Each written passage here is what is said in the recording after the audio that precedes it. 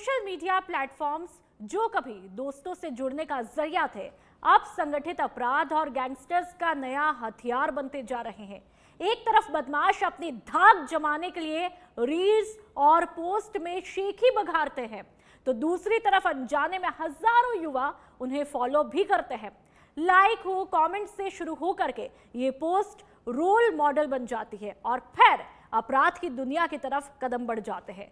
Rajasthan police ने इस पर शिकंजा कसने का खास प्लान तैयार कर लिया है। डीजीपी राजीव कुमार शर्मा ने हाल ही में अधिकारियों को सख्त निर्देश भी दिए। सोशल मीडिया पर बदमाशों के अकाउंट की निगरानी, फॉलोअर्स की थानेवार लिस्टिंग, बैकग्राउंड चेक और कम उम्र के युवाओं की काउंसलिंग। जयपुर साउथ के डीसीपी राजश्री राज के मुताबिक गैंगस्टर्स का महिमा मंथन करने वालों को अब चिन्हित भी किया जा रहा है। अगर स्टूडेंट है और रिकॉर्ड क्लीन है तो समझाइश और माता पिता को अलर्ट, लेकिन पुराने अपराधी हुए तो सीधी कानूनी कार्रवाई। और ये सिर्फ राजस्थान ही नहीं, पूरे देश में लॉरेंस जैसे गैंगस्टर को फॉलो करने वाले युवाओं पर गिरफ्तारियां भी हो रही है। लेकिन सवाल ये है कि क्या ये प्लान युवाओं को बचा पाएगा या ये प्राइवेसी का उल्लंघन है। और आज चर्चा इसी पर होगी और चर्चा का आगाज करूं उससे पहले तमाम मेहमानों का परिचय मैं आपसे करवा देती हूं। सुमन सिंह हमारे साथ में बतौर सामाजिक कार्यकर्ता के रूप में मुखातिब हो चुकी हैं, आपका बहुत बहुत स्वागत। योगेंद्र जोशी जी बतौर पूर्व पुलिस अधिकारी के तौर पर हमारे साथ में जुड़ चुके हैं, आपका भी बहुत बहुत स्वागत है। डॉक्टर मंजू शर्मा एचओडी है मनोचिकित्सा विभाग की, आपका भी बहुत बहुत स्वागत है। सबसे पहले चर्चा का आगाज मैं सुमन जी आपके साथ में करना चाहूंगी। आखिरकार क्या वजह है कि अब युवाओं में गैंगस्टर कल्चर इतना ज्यादा आकर्षक पॉपुलर होता जा रहा है? जी, हम जब किसी के कांटेक्ट में आते हैं, चाहे वो युवा हैं चाहे बच्चे हैं, तो अपनी लाइफ में वो देखते हैं कि फेमस कौन है। हम जब छोटे थे तो लगता था कि छोटे बच्चे देखते थे या युवा देखते थे, 15 साल तक के बच्चे की शक्तिमान चल रहा है, उसमें शक्तिमान ने दिखाया कि गोल गोल ऐसे घूमा जाता है, तो बच्चे उसका फॉलो करते थे। एक टाइम ये आया कि उस पर दिशा निर्देश जारी किया गया और एक चेतावनी संदेश दिया गया। तो इसी तरह से सोशल मीडिया पे कोई एक चेहरा अगर फेमस हो जाता है तो लोग उसको सर्च करते हैं, युवा उसको सर्च करते हैं, फिर उसको फॉलो करते हैं, लाइक करते हैं। वो ये देखना ही, वो देखते भी नहीं है कि जो कंटेंट आया वो है क्या, बस वो देखते हैं ये चेहरा ये है कि ये सोशल मीडिया पे चल रहा है, तो वो उनको अपने आप का एक हीरो मान लेते हैं कि ये अगर ये सोशल मीडिया पे फेमस हो गए, हमने इसको लाइक किया या हम इसके फॉलोअर हैं, तो कहीं ना कहीं हम भी इनकी तरह आगे बढ़ जाएंगे। बिल्कुल सुमन जी, लेकिन इस बीच ये बड़ा सवाल है कि रील और रियल लाइफ के हीरो में वो फर्क नहीं कर पा रहे हैं। आज जो प्लेटफॉर्म हमें दिया गया है उसका सही तरीके से उपयोग, क्योंकि हर चीज के दो एस्पेक्ट होते हैं। यदि आप सही तरीके से उपयोग करेंगे तो आप अच्छे को अपना रोल मॉडल भी साबित करेंगे, लेकिन गलत तरीके से उपयोग करेंगे तो इस तरह से जो है एग्जाम्पल देखने को मिलेंगे। और चलिए योगेंद्र जी, मैं आपके पास में आऊंगी।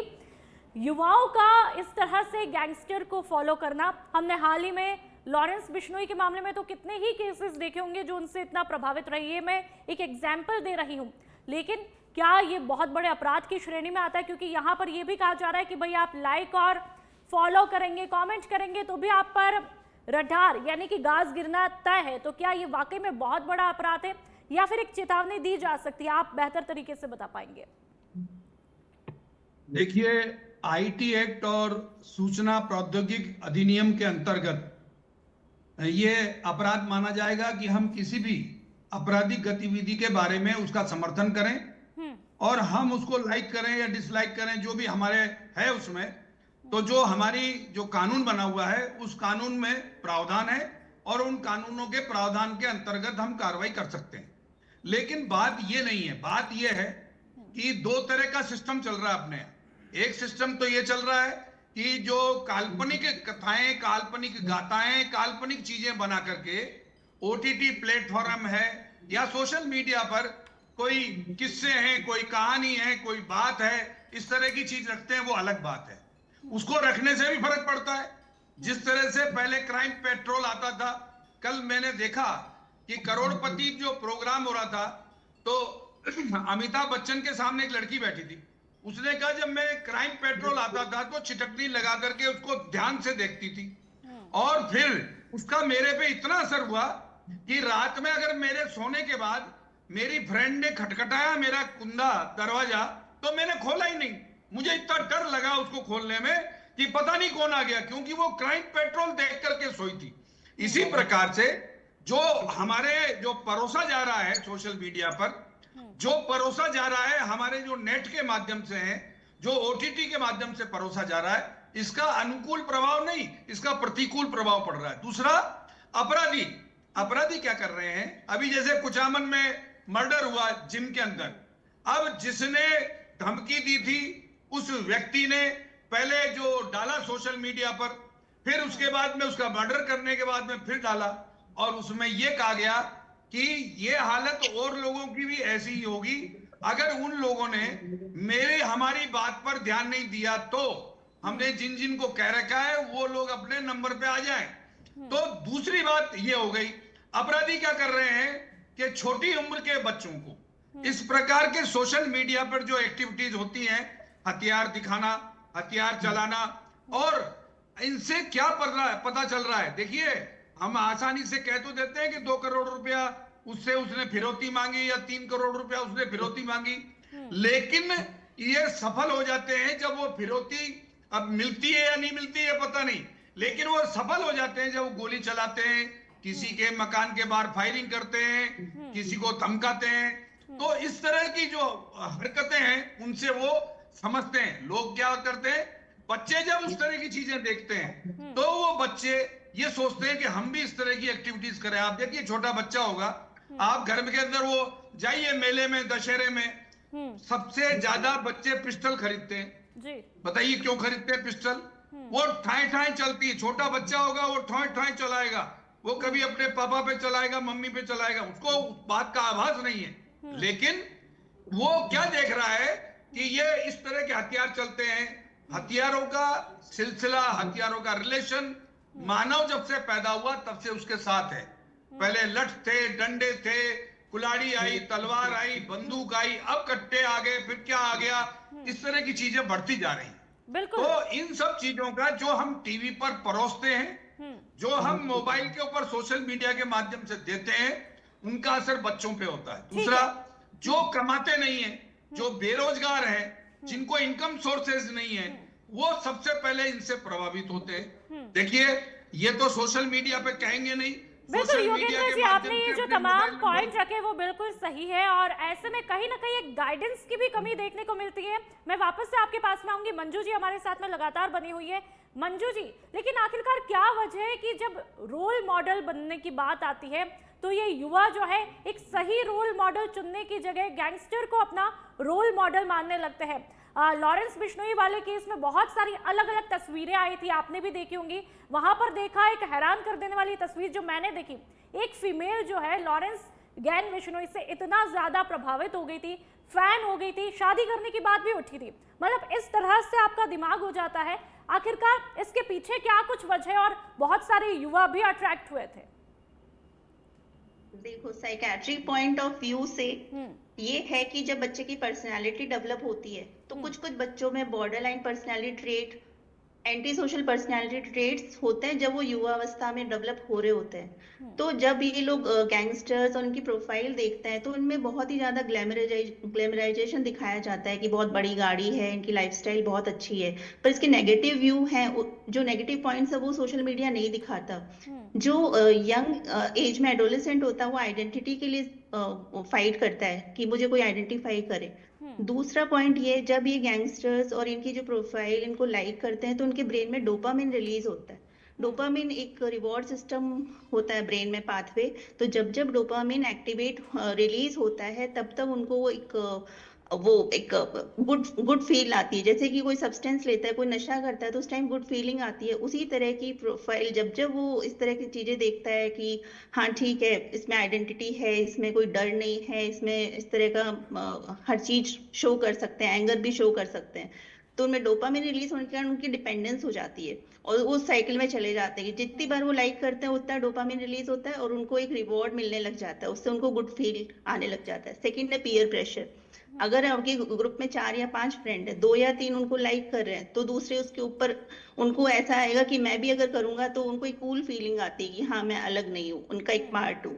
थर्ड है पेरेंट्स आजकल बिजी रहते हैं, बच्चे अकेले हैं जो सोशल मीडिया पे और उस पे एक्टिवेट रहते हैं। उनको जो घर में जो एक आइडेंटिटी मिलनी चाहिए, घर में एक एक्सेप्टेंस मिलनी चाहिए, वो नहीं मिल रही।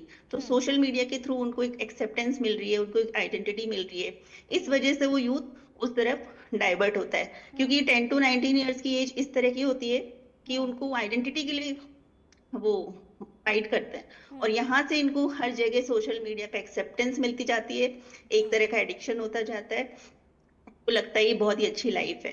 तो ये सब लोगों पे नहीं होती, किसी किसी में जो साइकेट्री के हिसाब से जो वीक पर्सनैलिटी होते हैं, बॉर्डर लाइन पर्सनैलिटी वाले होते हैं, एंटी सोशल जो बच्चे होते हैं ना, उनमें ज्यादा चांसेस होते हैं कि वो उनको एज ए हीरो देखते हैं और उनको फॉलो करते हैं। ठीक है सुमन जी, मैं आपके पास में आऊंगी। मंजू जी की बातों का तो रिएक्शन लूंगी, लेकिन साथ में एक जो फैक्टर है उस पर भी आपसे चर्चा करना चाहूंगी।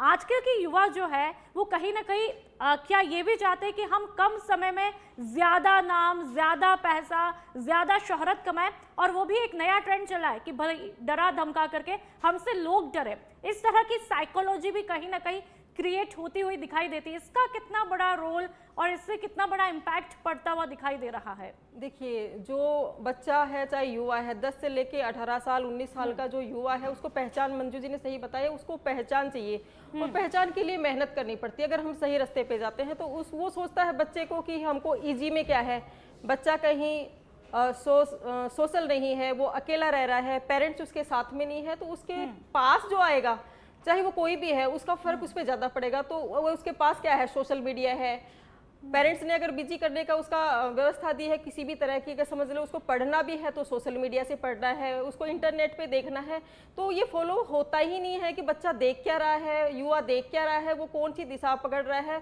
तो उसको जो आइडेंटिटी अपनी चाहिए होती है, अपनी पहचान जो चाहिए होती है, जो उनको उसको ईजी लगती है, जो सरल लगती है, तो सरल में जो दिखता है वो तड़क भड़क दिखती है आज के टाइम में। वो तड़क भड़क, मैडम ने सही कहा कि उसने कपड़े अच्छे पहने हैं, उसकी फैशन है, वो उसको फॉलो करते हैं, उसने कार ले रखी है, वो कैसी जगह रह रहा है, वो कैसे घूम रहा है, तो उस चीज को लेके वो उसको फॉलो करता है और इसी के जाल में वो कहीं ना कहीं इस क्राइम में फंस जाता है बच्चा। बिल्कुल ठीक है।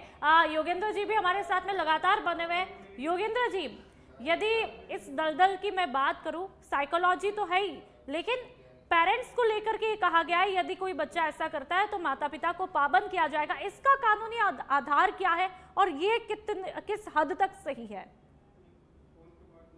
देखिए नुपुर जी, माँ बाप को क्या इसके अंदर पाबंद करेंगे? माँ बाप ही इससे प्रताड़ित रहते हैं। सोशल मीडिया में जो इस प्रकार की हरकतें आती हैं उनसे घर परिवार टूट जाते हैं। जो आप ये मैं बता रहा हूँ ना, ओटीटी पे ये जो प्रोग्राम आते हैं उनसे वो हस्बैंड वाइफ एक दूसरे के ऊपर शकोर करने लग जाते हैं। और जो हथियारों की कार्रवाई चल रही है, जिस तरह से एक लेडी को ड्रम में बंद करके मारा गया, वो देखा गया, वो कराया गया, इनसे घरों के अंदर परेशानी और हो रही है। आप बच्चों की बात कर रहे हैं, इससे तो बड़े बड़े प्रभावित हो रहे हैं, बच्चे तो हो ही रहे हैं। अब आप देखिए, जी क्लब में फायरिंग हुई, वो वहां का जो नाबालिग है वो यहाँ जवाहर नगर बाल गृह में अंदर चला गया। उसने जो फायरिंग की थी उस प्रकार का वीडियो सब जगह हुआ सोशल मीडिया पे। उसने अपने साथी जो दूसरे बच्चे थे उनको वो दिखा करके प्रभावित किया, जेल को तोड़ा, जेल को तोड़ के उस लड़के को लेकर के मेरठ गया और वहां जाकर के फायरिंग की। उसने ये बताया कि जब जेल में चले जाते हैं या कहीं न्यायालय में चले जाते हैं तो हमारी बात को जेल के अंदर प्रसारित किया जाता है, बताया जाता है। और जेल में चूंकि टेलीफोन की व्यवस्था है, वो क्या करता है, अगर किसी गांव का है तो उस गांव के मोजीज आदमी को, किसी शहर का है तो उस शहर के बड़े व्यापारी को वहां उस मोबाइल के माध्यम से धमकी देता है कि मैंने ऐसे मर्डर किया हुआ है, अगर आप इतने पैसे इस नंबर पे नहीं पहुंचाएंगे तो मैं जेल से निकलने के बाद ये करूंगा। ये सारी की सारी बातें हमारे यहाँ चल रही है। पुलिस इसको रोकने में इसलिए असमर्थ है कि इस चीज के बारे में पता बहुत मुश्किल से चलता है। आप फॉलो करेंगे, आप एक एक मोबाइल को कैसे ट्रेस करेंगे? साइबर जो अपराध हो रहे हैं वही हमसे ट्रेस आउट नहीं हो रहे। तो इन प्रकार के अपराधी जो इस प्रकार सोशल मीडिया पे डाल रहे हैं, हम कहां तक उनको ट्रेस आउट करेंगे, कहां पकड़ने जाएंगे? और अगर पकड़ लिए, पता भी चल गया, आप बताइए आजकल के लड़के जो गोली चलाना चाह रहे हैं, लठ चलाना चाह रहे हैं, किसी की एडी में गोली मारना चाह रहे हैं, वो उनके माँ बाप से बात मान लेंगे? ये आप समझ रहे हैं आज के जमाने में? कि वो जो लड़के जो बदमाशी में लिप्त हैं वो उनके माँ बाप से बात समझ लेंगे? नहीं समझेंगे। उनको समझाने के लिए जो हमारे राजनेता हैं, जो हमारे वार्ड पार्षद हैं, जो हमारे नेतागण हैं, उनको भी आगे आना चाहिए। ये पहले होता था, अब नहीं होता। अब किसी के पचड़े में कोई पड़ता नहीं है। वार्ड पार्षद है, मोदी जी आदमी है, वो आए और उनके परिवार वालों को समझाएं। और उसमें पुलिस भी अगर साथ हो, जो बीट प्रणाली हमारे राज्य में लगी हुई है, बीट का कांस्टेबल आए, घर परिवार को समझाए। अगर एक बार बच्चा पकड़ में आ जाता है तो उसे समझाने का प्रयास करना चाहिए, और करने से जितना फायदा हो सकेगा होगा। ठीक है। मंजू जी, मैं आपके पास में आऊंगी। योगेंद्र जी को आपने सुना है, लेकिन कब पेरेंट्स को सतर्क हो जाना चाहिए कि आपका बच्चा एक लाइक या फिर एक कमेंट या फिर किसी को फॉलो कर रहा है तो कहीं ना कहीं वो क्राइम की दुनिया में भी कदम रख सकता है? कब सतर्क होना चाहिए, कब अवेयर हो जाना चाहिए, कब अलार्मिंग सिचुएशन होनी चाहिए पेरेंट्स के लिए, और वो अपने बच्चों को इस दलदल में जाने से रोके? अगर पेरेंट्स को लगता है कि उनके बच्चों के व्यवहार में बदलाव आ रहा है, किसी भी तरह का व्यवहार, अगर वो इरिटेबल हो रहा है, छोटी छोटी चीजों पे बहुत तेज गुस्सा करना, मोबाइल फेंकना, जरा सी बात पे अगर कुछ कह दिया तो इतना इरिटेबल हो जाना कि जो नॉर्मल से बहुत ज्यादा एग्रेशन है। दूसरा, डिमांड करना, पैसों की डिमांड करना, नॉर्मल से ज्यादा टाइम उस पे कंप्यूटर पे स्पेंड करना, स्कूल नहीं जाना, स्कूल रिफ्यूज कर रहा है, उसके बैग में अगर बार बार छोटी मोटी चीजें उसको मिल रही जो पेरेंट्स को पता भी नहीं है कि क्यों है, तो हमेशा उनके बैग्स को चेक करना चाहिए पेरेंट्स को। बिहेवियर जो चेंज हो रहा है उसको मॉनिटर करना चाहिए, उसका स्लीप पैटर्न चेंज हो रहा है, उसमें सोशल मीडिया पे कितना टाइम स्पेंड कर रहे हैं, कौन कौन से दोस्तों की वो कंपनी में है, वो स्कूल आते जाते वक्त किन लोगों से मिल रहा है।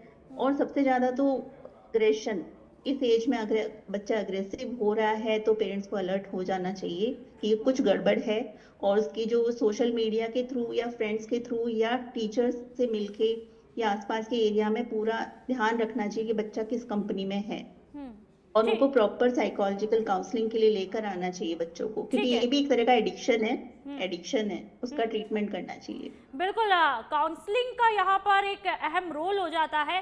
चलिए सुमन जी, मैं आपके पास में आऊंगी। आजकल हम देखते हैं कि युवाओं में फेम को लेकर के और फॉलोअर्स को लेकर के बड़ा प्रेशर बना रहता है। आजकल हम अपने आप को अच्छा भी महसूस करते हैं तो दूसरों की नजर से, यदि हम एक सोशल मीडिया पे एक पिक्चर भी पोस्ट करते हैं, यदि उस पर लाइक कम है, कमेंट कम है, तो हम अपने आप को कम आंकते हैं और उसके लिए तरह तरह से जतन भी करते हैं कि हम कुछ भी पोस्ट करेंगे। और ऐसी दिशा में यदि स्क्रॉल करते वक्त किसी गैंगस्टर की स्टाइलिश यदि वीडियो दिख जाती है बंदूक लहराते हुए और हम उससे अट्रैक्ट होते हैं और हम उसी को कॉपी पेस्ट करने लग जाते हैं, लेकिन उस वक्त ये नहीं पता होता है इसका अंजाम कितना खतरनाक हो सकता है, क्योंकि युवाओं का तब तो दिमाग बेहद कमजोर होता है, एक परिपक्व अवस्था में वो होते हैं। तो ऐसे में क्या सोल्यूशन ये है मैडम कि इसमें जब एक युवा इस तरफ आकर्षित हो रहा है तो उसको सच में वो एक बदलाव का टाइम होता है 10 से 18-19 साल का, कि उसको कई जगह है उसको जाना है, उसको पढ़ाई में भी जाना है, अपना करियर भी बनाना है, तो उसको इस चीज वो किस पे जाए, कहाँ पे वो ध्यान दे रहा है, तो वो सोचता है कि मेरे को इजी में जो मिल गया, मेरे को सरल में जो मिल गया है, ये चाहे वो सोशल मीडिया है, मेरे को ये जो सोशल मीडिया पे मैं जाऊंगा तो उसमें वो उतना परिपक्व होता ही नहीं है, वो उस कानून व्यवस्था को नहीं जानता, वो अपराध को नहीं जानता, उसको लगता है कि बंदूक दिखाना एक खिलौना है, उसको नहीं पता बंदूक दिखाना भी एक अपराध है। तो उसको ये अवेयर होना, पहले उसको अवेयर होना पड़ेगा, और अवेयर होने के लिए मैं ही नहीं बोलती कि सोशल मीडिया पे ही उसको अपने परिवार की बहुत बड़ी जिम्मेदारी है, पेरेंट्स की बहुत बड़ी जिम्मेदारी है। आपने अभी एक सवाल किया था कि बच्चे को, पेरेंट्स को कब लगेगा कि मेरे सावधान हो जाना चाहिए, तो पेरेंट्स को तो उसी दिन सावधान हो जाना चाहिए जब आपने एक सोशल मीडिया का कोई मोबाइल उसके हाथ में दे दिया है कि आपको इंटरनेट से इस पर पढ़ाई करनी है, तब अपने पेरेंट्स को उस टाइम अवेयर हो जाना चाहिए कि हमारा बच्चा उस तरफ या हमारा बेटा या बेटी जो युवा अवस्था में आ रहे हैं वो उस तरफ तो नहीं जा रहे, किशोर अवस्था में जो आ रहे हैं उस तरफ तो नहीं जा रहे, तो उनको भी अवेयर होना पड़ेगा कि आप जिस चीज को यूज कर रहे हैं, आप जिसका फॉलो कर रहे हैं, आपका बच्चा भी क्या उसको फॉलो कर रहा है। अगर आपका बच्चा अलग तरीके से जा रहा है तो इसका समाधान क्या हो सकता है। साइबर क्राइम है, आज साइबर क्राइम में हम बच्चों को स्कूलों में अवेयर करते हैं कि आपको ऐसा नहीं करना है, आपको वैसा नहीं करना, तो हमको कुछ न कुछ प्लान, चाहे वो एनजीओज हो चाहे वो सरकार हो, इस तरह का बनाना पड़ेगा कि उन बच्चों तक पहुंचे, उन किशोरों तक पहुंचे। हम उनको समझाएं कि अपराध सिर्फ यही नहीं है कि हमको साइबर ठगी ने ठग बिल्कुल, लिया आपने है। ठीक कहा। कहीं ना कहीं कैंपेन चलाने की बेहद आवश्यकता होती है, जागरूकता अभियान चलाने की बहुत आवश्यकता होती है। योगेंद्र जी, मैं आपके पास में आऊंगी। इस पूरे मामले में, इस पूरे केस में पुलिस किस हद तक अपना रोल प्ले कर सकती है, किस हद तक निगरानी रख सकती है? क्या ये डिजिटल सेंसरशिप में भी आता है? बेहतर तरीके से आप बता पाएंगे। देखिए, अगर पुलिस को ये पता चल जाए कि इस लिंक से ये बातें सामने आ रही हैं, तो वो ट्रेस कर सकती हैं और वहां तक पहुंच सकती हैं। लेकिन अगर पता ही नहीं चल सकता है तो वो पुलिस क्या कर लेगी उसका? और जहां अपन अभी डिस्कस कर रहे हैं, ये उन माँ बाप के जो पढ़े लिखे माँ बाप हैं, वो तो अपने बच्चे पे निगरानी भी रख सकते हैं, सब कुछ हो सकता है। लेकिन लोअर मिडिल क्लास के बच्चे जो कच्ची बस्ती में रहते हैं, जिनके माँ बाप मजदूरी करते हैं, लेकिन वो बच्चे जो अपराधों में लिप्त हैं, उनका क्या किया जाएगा? उनको कौन सिखाएगा? उन्हें कौन समझाएगा? वो माँ बाप की नहीं मानते हैं। तो उसके लिए क्या करना पड़ेगा कि जो पुलिस है, उस पुलिस को कच्ची बस्तियों में हर जगह पुलिस चौकी है, पुलिस थाना है, और जो आप जैसी संस्थाएं हैं, अभी आपके सामने बैठी हैं, इन संस्थाओं को साथ में लेके कच्ची बस्तियों में मीटिंग करी जाए। और जिनके बच्चे, अब आप देखे जाएंगे कि बाल गृह में जाइए जवाहर नगर, एक भी मिडिल क्लास का, अपर क्लास का एक भी बच्चा बंद नहीं है उसमें सारे के सारे बच्चे छोटी छोटी चोरियों के बंद हैं, कच्ची बस्तियों के बंद हैं, जवाहर नगर टीला नंबर 1 से 7 तक के बंद हैं। जब यहाँ इस तरह की चीजें जो मैं जानता हूं, मैंने देखा है, तो और जगह भी यही हालत है। तो इस चीज को सुधारने के लिए जो हमारी संस्थाएं हैं, जो जागरूकता पैदा करती हैं, जो एनजीओज हैं, उन एनजीओज को पुलिस के साथ मिलना चाहिए, पुलिस के साथ मिलकर इन कच्ची बस्तियों में जाना चाहिए। और जैसे अभी आप जाएंगे जवाहर नगर में, तो वहां करीब करीब 50 बच्चे ऐसे मिलेंगे जो छोटी छोटी चोरियों से संबंधित हैं। तो हमारे एनजीओ और संस्थाएं क्यों नहीं जाती, उनके घर जाए? उनके माँ बाप बेचारे दिन भर मजदूरी करते हैं, तो उस पर वो बाहर निकल करके फिर चोरी करते हैं। वो कोई पढ़ने लिखने थोड़ी जाते हैं। लेकिन हमारे यहाँ उन संस्थाओं में, हमारे यहाँ इन बाल गृहों में ऐसी व्यवस्था ही नहीं है। न्यायपालिका के न्यायाधीश देखने आते हैं, वो देख करके चले जाते हैं। वहां सुख सुविधाएं नहीं है, वहां खाना टाइम पे नहीं मिलता। बहुत सारी ऐसी बातें हैं जिन पर ध्यान देना बहुत जरूरी है। सरकार के स्तर पर भी और एनजीओ के स्तर पर भी ये प्रयास जारी रहेंगे, तब जाके कुछ कमी आएगी। ठीक है, मंजू जी आपके पास में आऊंगी। आपने योगेंद्र जी को सुना, बहुत सारे सॉल्यूशन उन्होंने दिखाए हैं, लेकिन एनजीओ की बात तो हमने की। स्कूल और कॉलेजेस के लेवल पर किस तरह से योगदान देखा जा सकता है एक सॉल्यूशन के तौर पर? स्कूल और कॉलेजेस में एक तो जो साइकेट्रिस्ट या जो काउंसलर हैं उनको अपॉइंट करना चाहिए, और टाइम टू टाइम उनकी काउंसलिंग होनी चाहिए। सेकंड, जो साइबर क्राइम जो बढ़ रहे हैं, तो पुलिस डिपार्टमेंट की तरफ से साइबर क्राइम, उनमें रेगुलर कुछ वर्कशॉप या इस तरह का अवेयरनेस प्रोग्राम करना चाहिए कि किस किस तरह से साइबर क्राइम हो रहे हैं, तो जो यूथ है वो उनको फॉलो करेगा। और तीसरा, पेरेंट्स को मॉनिटर करना चाहिए। और फोर्थ है कि जो बच्चे हैं उनको उनकी जो पर्सनालिटी डेवलपमेंट की क्लासेस होनी चाहिए कि किसको रोल मॉडल मानना चाहिए, किसको नहीं।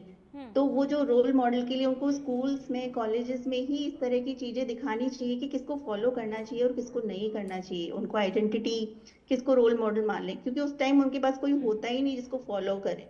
तो अगर पुलिस डिपार्टमेंट भी रोज आके उनसे साइबर क्राइम से मिलता है, तो उससे भी वो इंस्पिरेशन लेंगे कि हाँ नहीं, ये बहुत एक पॉजिटिव चीज है। पुलिस डिपार्टमेंट से जो लोग आएंगे उन्हीं को आइडलाइज कर लेंगे। लेकिन अगर उनके पास कोई आएगा ही नहीं, तो जो सोशल मीडिया पे जो गैंगस्टर्स आ रहे हैं, जो बहुत ही कूल दिखते हैं, उनको बहुत अच्छी अच्छी गाड़ियों में दिखते हैं, तो उन्हीं को फॉलो करेंगे।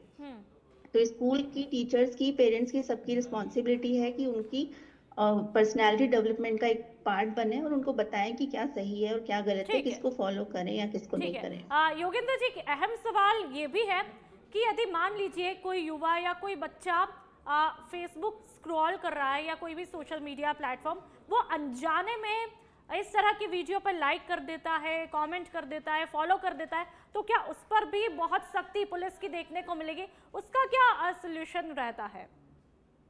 देखो, मेरे को एक बात बताइए कि आपने अपने मोबाइल पर कोई चीज डाली है, अब अगर कोई ऐसा व्यक्ति जो आपको जानता ही नहीं है वो उसको लाइक करता है, आप देखिए फेसबुक, इंस्टाग्राम और इन यूट्यूब, या व्हाट्सएप, इस पर निगरानी करने के लिए बहुत बड़ा तंत्र चाहिए।